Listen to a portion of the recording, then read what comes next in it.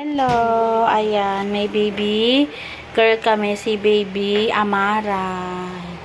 3.1 kilo si baby nila. Yung mga initial vaccine binigay na ni, ni Ivy. Isusulat naman yun sa baby book ni baby mo, no? Hepa B, vitamin K, and eye ointment sa mata, plus BCG. Meron na rin si baby mo.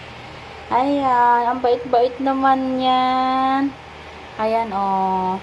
Para siyang, akala niya sa loob pa siya ng tiyan ni mami niya kasi naka-cover yung buong katawan ni baby. Ayan. Tapos meron pa siyang pampainit. Ayan, o yung kanyang drop light. Ayan. Ang bilis ni mami ng anak.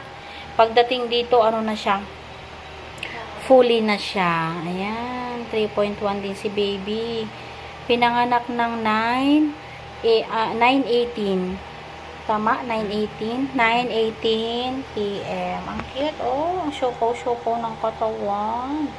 Pati ang pisngi, oh. Dami niyang mga puti-puti. Pero, ayan, oh. Normal lang yan kay baby kasi ay nagpapainit sa katawan niya. Ayan, mag-i-stay lang sila ni mami dito within 24 hours. Bukas natin ipapapedya si baby mo, ha?